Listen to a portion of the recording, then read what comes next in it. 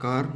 आज हम यहाँ पर चर्चा करेंगे आयुर्वेदिक तरीकों से कैसे कोविड-19 से बचाव किया जाए। दोस्तों, किसी भी प्रकार का कोई भी ऐसा आयुर्वेदिक इलाज नहीं है जिससे कोविड-19 का ट्रीटमेंट किया जा सके। लेकिन दोस्तों, सिम्टम्स जो होते हैं, लक्षण जो होते हैं, उनके आधार पर बचाव जरूर किया जा सकता है, क्योंकि जिन जिन सिस्टम्स को कोविड-19 अफेक्ट करता है उस सिस्टम का प्रतिरोधक क्षमता बढ़ाकर, शरीर की इम्यूनिटी को बढ़ाकर कुछ ऐसे तरीके हैं जिनसे हम हमारे शरीर की इम्यूनिटी को बढ़ाकर कोविड-19 से बचाव तो जरूर कर ही सकते हैं। तो दोस्तों, आज हम उन नुस्खों के बारे में चर्चा करेंगे। आइए हमारे साथ आज हम उन नुस्खों के बारे में चर्चा करते हैं। दोस्तों, जैसा कि हम सबको ज्ञात है कि कोविड-19 एक वायरस जनित विषाणु जनित रोग है और ये वायरस शरीर के श्वसन तंत्र को महत्वपूर्ण रूप से प्रभावित करता है। तो दोस्तों, श्वसन तंत्र का जो प्री डिस्पोजिंग फैक्टर है वो यहाँ पर सर्दी है। सर्दी की वजह से उसकी जो श्वसन तंत्र की प्रतिरोधक क्षमता धीरे धीरे कम होने लगती है, क्योंकि उसको प्रतिरोध ज़्यादा जताना पड़ता है सर्दी के टाइम पे। तो दोस्तों, पहला पॉइंट तो ये है कि सर्दी के कारण उत्पन्न रोग तथा गले व श्वसन संस्थान के रोगों से कैसे बचाव किया जा सके। दूसरे पॉइंट अगर हम बात करें कि जब श्वसन तंत्र बचाव नहीं कर पाता है सर्दी से तो खांसी उत्पन्न होने लगती है, तो खांसी से कैसे बचाव किया जा सके। और तीसरा पॉइंट है, बाद में जब फेफड़ों तक रोग पहुंच जाता है तो फेफड़ों के रोगों से कैसे बचाव किया जाए। तो दोस्तों, ये 3 पॉइंट हम यहाँ पे आज चर्चा में लेके आएंगे। दोस्तों, अगर हम बात करें सर्दी के कारण उत्पन्न रोगों की, तो दोस्तों, जो व्यक्ति नित्य प्रातः खाली पेट 4 से 5 तुलसी की पत्तियों को खा लेता है वह अनेक रोगों से सुरक्षित रहता है। दोस्तों, सामान्य रोग जो भी होते हैं शरीर के वो स्वतः ही दूर हो जाते हैं, परंतु सर्दी के कारण होने वाली बीमारियों में विशेष रूप से जुकाम, खांसी, ब्रोंकाइटिस, निमोनिया, इन्फ्लुएंजा, गले, श्वास नली और फेफड़ों के रोगों में तुलसी का सेवन बहुत उपयोगी है। दोस्तों, इन पत्तियों को 2 चम्मच पानी के साथ घोंटकर या पीसकर या सिंपली चबाकर भी 2 घूंट पानी से निकल सकते हैं। अब दोस्तों, मैं आपको बता दूं कि तुलसी के प्रयोग से सर्दी छाती में नहीं उतरती है। अगर बाई चांस छाती में चली भी जाती है तो उतरी हुई सर्दी जो होती है वो कफ के रूप में बाहर निकल जाती है। दोस्तों, छाती का दर्द भी कम हो जाता है।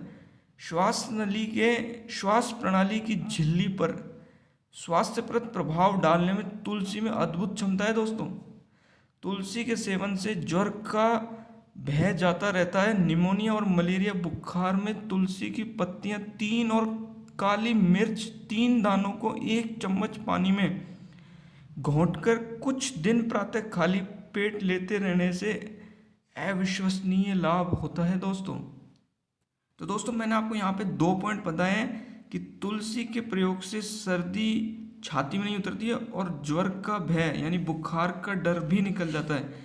अब हम बात करेंगे दोस्तों, खांसी से कैसे बचाव किया जाए।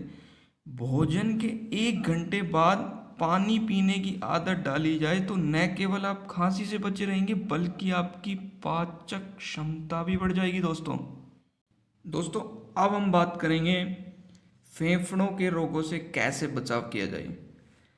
दोस्तों, मैं आपको बहुत इंपॉर्टेंट यहाँ पे चीज़ें बता रहा हूँ, आप दिमाग से अच्छे से इसको सुने। यहाँ ऑडियो ही इंपॉर्टेंट है, वीडियो यहाँ पे कुछ भी नहीं अपलोड किया है मैंने आज। दोस्तों, फेफड़ों के रोगों से बचाव के लिए जो 15 दाने नए बढ़िया ताज़ा मुनक्के, उनको साफ करने पानी से रात में 150 ग्राम पानी में भिगो दें। प्रातः काल तक वे फूल जाएंगे। सुबह सुबह बीज निकालकर उन्हें एक एक करके खूब चबा चबा कर खा लें। बचे हुए पानी में थोड़ी चीनी मिलाकर या वैसे ही पी लें। 1 महीने तक इस प्रकार मुनक्के का सेवन करने से फेफड़े की कमजोरी और विषैले मवाद यानी कि कोई भी पस अगर अंदर होता है या टॉक्सिक सब्सटेंस होते हैं तो वो नष्ट हो जाते हैं या निकल जाते हैं।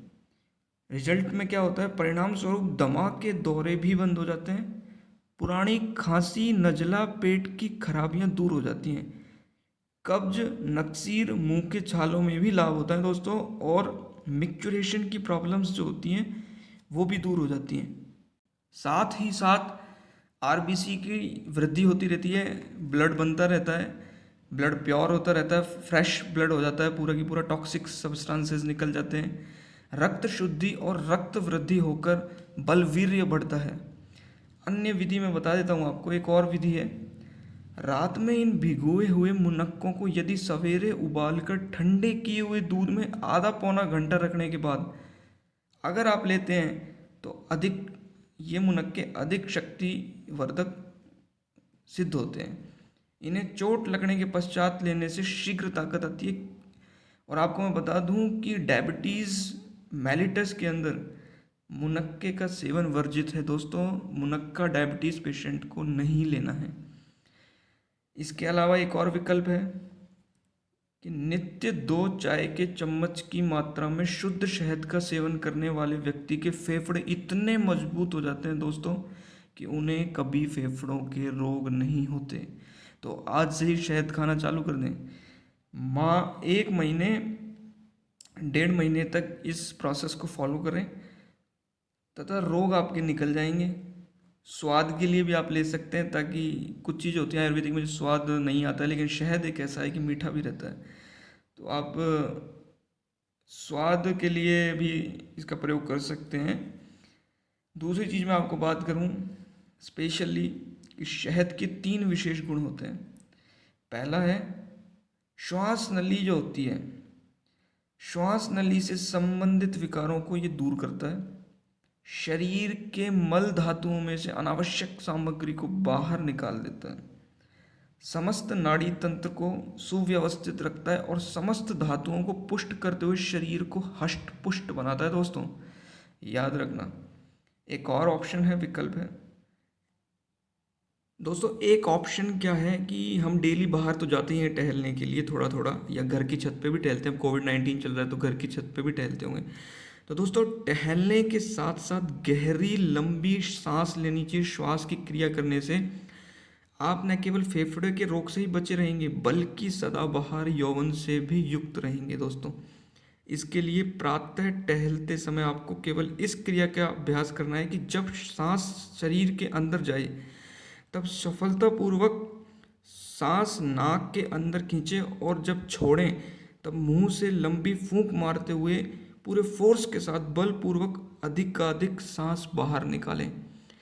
तो दोस्तों क्या करना है, टहलते टहलते सांस को अच्छे से लंबी सांस लेनी है और बलपूर्वक छोड़नी है एकदम। दोस्तों मुंह से बलपूर्वक अधिक लंबा सांस छोड़ने के बाद जब आप मुंह बंद कर नाक से सांस सहजता से भीतर लेंगे तो वह सांस स्वतः ही गहरा हो जाएगा। दोस्तों इसके क्या फ़ायदे मैं आपको बताता हूँ इस सांस को लंबा खींचने के। पहला है कि गहरे सांस की क्रिया के परिणाम स्वरूप फेफड़ों द्वारा रक्त कोश तथा मस्तिष्क को अधिकाधिक ऑक्सीजन मिलती है तथा अवांछनीय जलीय और गैसीय तत्वों का निष्कासन होता है। इससे संपूर्ण शरीर शुद्ध और तरोताजा बनकर खिल जाता है दोस्तों। तो दोस्तों दूसरा पॉइंट है, आज लंबी दौड़ की जगह टहलने और खतरों भरे भारी व्यायाम की जगह हल्के व्यायाम का चलन बढ़ रहा है।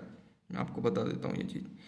भारतीय ऋषियों ने स्वास्थ्य को बनाए रखने के लिए सूर्योदय से पहले ब्रह्म मुहूर्त में, ब्रह्म मुहूर्त क्या होता है, सूरज उगने से पहले, तो ब्रह्म मुहूर्त में उठने तथा प्रातः पैदल भ्रमण पर बहुत जोर दिया है दोस्तों।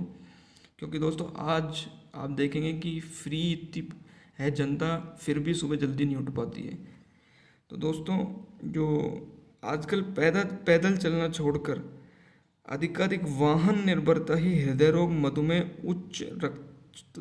उच्च रक्तचाप यानी कि हायर बीपी जैसे हाइपरटेंशन जैसे रोगों का प्रमुख कारण बन गया। नित्य प्रातः 4-5 किलोमीटर तक तेज चलने वाले यानी कि ब्रिस्क वॉक जो होती है, तेज चलने वाले व्यक्तियों को दिल की बीमारी और डायबिटीज़ नहीं होती है दोस्तों। तो दोस्तों ये था आज का लेक्चर। ये आयुर्वेदिक टेक्निक्स हमने आपको बताई जिनसे आप अपने श्वसन तंत्र को बहुत मजबूत रख सकते हैं। और यहीं पर कोरोना का इन्फेक्शन होता है दोस्तों। तो कोविड-19 से बचाव के कुछ तरीके हैं। आप इनको अमल में ला सकते हैं अगर आपको अच्छे लगे तो। दोस्तों जो तरीके बताएं उसी तरीके से फॉलो करें, अपने हिसाब से हमारे तरीके में एडिट ना करें, क्योंकि आयुर्वेद का एक प्रॉपर वे ऑफ ट्रीटमेंट होता है, उसको आप फॉलो करें, वरना कई बार एडवर्स इफेक्ट भी देते हैं ये। तो दोस्तों धन्यवाद, हम आगे भी और टॉपिक्स पर वीडियो बनाते रहेंगे। अगर वीडियो पसंद आई है दोस्तों तो हमसे जुड़े रहें। धन्यवाद।